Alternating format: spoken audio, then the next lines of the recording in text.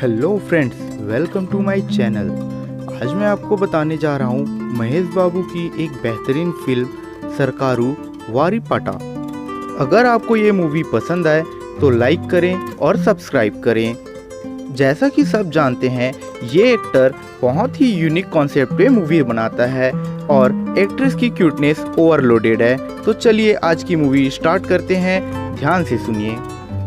इस मूवी का कॉन्सेप्ट है, बैंक से जो लोग फ्रॉड करते हैं और ईएमआई नहीं भरते, उन्हें ये सीख देता है। मूवी स्टार्ट होता है मही के फादर से, जो एक बैंक में ईएमआई न चुकाने की वजह से बात करते रहता है और उनसे माफ़ी मांग के वापस चले जाता है। जब वे घर पहुंचते हैं तो वह अपनी पत्नी को सब कुछ बताता है। इसके बाद वो दोनों रात में ही सुसाइड कर लेते हैं। अगली सुबह जब मही का नींद खुलता है, वह अपने माता पिता को फंदे से टंगा पाता है।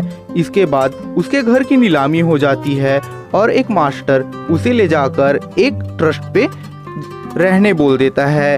लास्ट वक्त में उसके पापा 1 रुपए और कुछ खत लिखे के होते हैं, जिससे वह पढ़कर बहुत अपसेट होता है। इसके बाद मूवी आगे बढ़ती है और उसी 1 रुपए के सिक्के का वह अपने गर्दन पे टैटू बनवा लेता है। इसके बाद सीन चेंज होता है। मही अब बड़ा हो चुका होता है और एक बैंक में अच्छा नौकरी कर रहा होता है। तभी बहुत सारे गुंडे उसे घेर लेते हैं, क्योंकि वह बहुत सारा पैसा रखा होता है। इसके बाद वह सबको लोन के बारे में बताता है और जब गुंडों को पैसा नहीं मिलता, वो मही को मारते हैं। इस पे मही गुस्सा होकर उन सबको मारने लगता है। इसी बीच उसके असिस्टेंट का फोन आ जाता है और वह इन लफड़ों के बारे में बताता है। धीरे धीरे कर वह एक एक गुंडों को पकड़ता है और अच्छे से धुलाई करता है, जो बहुत ही मज़ेदार होता है। इसके बाद वह लूटा हुआ सारा पैसा वापस लेता है और फिर बैंक चले जाता है। नेक्स्ट सीन में पोकर का गेम दिखाया जाता है, जहां एक कसिनो में कलावती गेम खेलते रहती है। वह जीतने ही वाली रहती है, तभी उसका बैड लक आ जाता है और फिर वह अपने फ्रेंड लोगों से बात करती है कि नेक्स्ट टाइम जब कसिनो पे वो जाएगी तो बहुत सारा पैसा जीतेगी, लेकिन उसे पैसों की ज़रूरत है। तो उसकी एक फ्रेंड सजेस्ट करती है कि वह लोन ले ले, लेकिन कलावती को लोन लेने के लिए सबसे पहले मही को इम्प्रेस करना पड़ेगा, क्योंकि वह बिना ब्याज के या तो फिर बिना डॉक्यूमेंट्स के लोन नहीं देता। नेक्स्ट दिन जब कलावती ट्रेडिशनल लुक पे मही के सामने जाती है तो वो इम्प्रेस हो जाता है और उससे अट्रैक्ट हो जाता है। वह बस का पीछा करते हुए वहाँ से चले जाती है। मही का असिस्टेंट दूसरे लोगों को बोलता है बिना डॉक्यूमेंट्स के लोन नहीं मिलेगा। तभी वहाँ कलावती की एंट्री होती है, जो लोन के बारे में बात करने आई होती है, लेकिन उसके पास कोई भी डॉक्यूमेंट्स नहीं होता, जिससे उसका असिस्टेंट सबको मना कर देता है। लेकिन मही बिना कोई डॉक्यूमेंट्स के उसे लोन दे देता है और बदले में उसका फ़ोन नंबर ले लेता है। यह देख उसका असिस्टेंट काफ़ी हंसता है। कलावती उन दोनों को एक इमोशनल स्टोरी सुना देती है और अपने आप को एकदम लाचार दिखाती है, जिससे वो दोनों पिघल जाते हैं और यहाँ उसकी चाल काम कर जाती है। इसके बाद वो अपने फ्रेंड्स लोगों के साथ क्लब जाते रहती है। तभी मही उसका पीछा करता है और फिर वह अपना प्लान बदल देती है और फिर एक यूनिवर्सिटी पे चले जाती है, जिससे उसे शक न हो। नाइट के वक्त मही अपने असिस्टेंट से बातें करते रहता है और फिर वह बहुत खुश हो जाता है। नेक्स्ट मॉर्निंग कलावती का रूम ऑनर आ जाता है और पैसों के लिए परेशान करता है। इसी बीच मही उसे फ़ोन करता है और ये सब बताती है।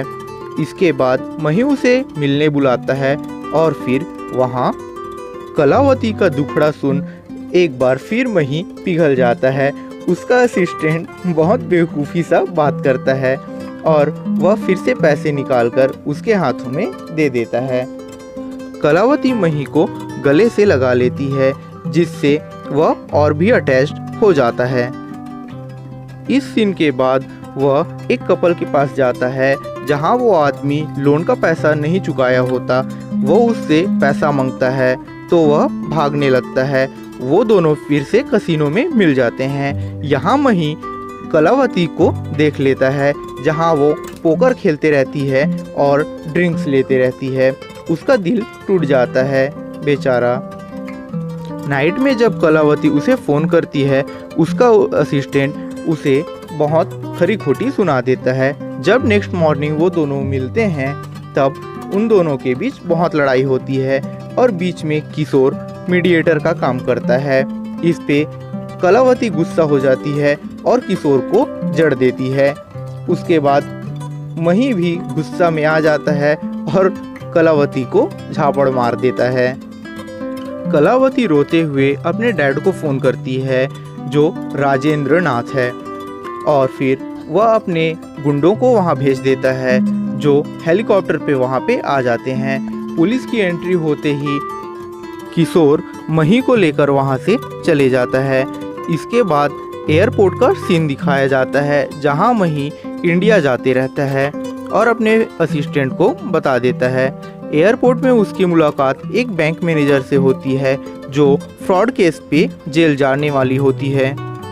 इंडिया में लैंड होते ही एक ड्राइवर उसका वेट करते रहता है, जो काफ़ी कॉमेडी करने की कोशिश करता है, लेकिन उसकी बातों से बिल्कुल भी हंसी नहीं आती। मही अपने कमरे पे जाता है। मही लोकल एमपी राजेंद्र नाथ से मिलने उसके ऑफिस ले जाता है, जहां अपॉइंटमेंट के बाद उसे मिलने मिलता है। वह उन्हें बैठाता है और उससे बातें करता है। मही लोन का पैसा वापस मांगता है, जो उसकी बेटी ने उससे लिए थे, लेकिन वो उससे मना कर देता है और फिर वह बीच सड़क में उसे रोककर तमाशा खड़ा कर देता है। लोकल एमपी होने की वजह से उसकी पकड़ बहुत ज़्यादा रहती है, जिसके बाद मही को गुस्सा आ जाता है।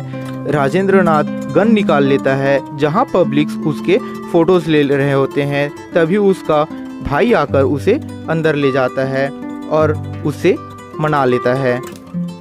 राजेंद्र नाथ अपने ईगो में रहता है और उसे धमकी देता है। वह हंसते हुए उसे एक्सेप्ट कर लेता है और फिर वहां से चले जाता है। नाइट में बारिश के वक्त वह अपने मास्टर से मिलने जाता है, जहां वह बताता है कि ईएमआई छूटने के लिए वह दिन और नाइट में दोनों टाइम ड्यूटी करता है। नेक्स्ट दिन मछुआरे उसे मारने की कोशिश करते हैं, क्योंकि एमपी उसे बोल दिया होता है। यहाँ एक बेहतरीन फाइट सीन देखने को मिलता है, जहाँ मही उन दोनों को बहुत मारता है। इस मूवी की एक्शन सीन वाकई देखने लायक है, जहाँ मही उनके ही औजारों से उन सबको मारता है। जब उसे कुछ नहीं मिलता, वह डंडे से ही सबको पीटने लग जाता है। सबको पीटने के बाद मही राजेंद्र नाथ से फ़ोन पे बातें करता है। इसके बाद वह मीडिया में बता देता है कि मछुआरे गुंडे ही हैं जो एमपी पाले हुए थे। इस मामले को दबाने के लिए वहाँ के एसपी उनकी मुलाकात करवाते हैं, जहाँ मही काफ़ी एटीट्यूड में रहता है और राजेंद्र नाथ के सामने अकड़ से बात करता है कि उनका लोन वापस कर दिया जाए। इसके बाद वहाँ सारे मीडिया वालों को बुलाया जाता है, जहाँ कॉन्फ्रेंस में ये बताया जाता है कि मही जो भी कॉन्फ्रेंस में बोला था वो सब झूठ था और राजेंद्र नाथ बेकसूर है। लेकिन वहीं मही अपने जवाब से पलट जाता है और उसे धमकी देकर वहाँ से चले जाता है। कॉन्फ्रेंस खत्म होने के बाद मही राजेंद्र नाथ को फ़ोन करता है और दिल्ली बुलाता है। वहाँ सेंट्रल जेल में वो किसी से मिलाने वाला होता है। सेंट्रल जेल में और कोई नहीं बल्कि बैंक की मैनेजर होती है, जो उस घोटाले की वजह से जेल में पड़ी होती है। एयरपोर्ट में जब मही बैंक मैनेजर को देखता है, तब वो बहुत दुखी होती है और उसे जेल होने वाला रहता है। तब उसे सारे घोटाले के बारे में पता चलता है कि गरीब आदमी कैसे ईएमआई के लिए मरते रहते हैं, लेकिन बड़े आदमी ईएमआई को नहीं भरते और वहां से चले जाते हैं। लेकिन राजेंद्र नाथ को इससे कोई फर्क नहीं पड़ता। वह अलग अलग मिनिस्टर से जाता है और अपनी पहचान दिखाकर वहां से चले जाता है। मही इसके बाद बैंक जाता है और उनके खिलाफ नोटिस मांगता है, लेकिन वहाँ का मैनेजर बहुत ही कामचोर होता है जो अपना बात मनवाने के लिए इधर उधर की बातें करता है। इस पर मही गुस्सा हो जाता है और उसके ऊपर गुस्सा दिखाता है। मही राजेंद्र नाथ के खिलाफ नोटिस मांगता है कि उसके गिरफ्तार कर लिया जाए और उसका EMI कंप्लीट हो जाए, लेकिन वह नहीं देता।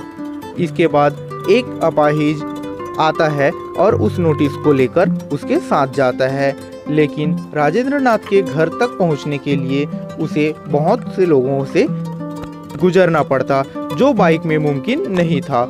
इसके लिए वह दिमाग लगाता है और ट्रक से एंट्री होता है। इसके बाद सारे गांव वाले वहां से भागने लग जाते हैं और ट्रक से वह रास्ते में जो भी आता है उन सबको उड़ाते हुए आगे बढ़ता है। यहाँ ट्रक में ईंट भरे होते हैं।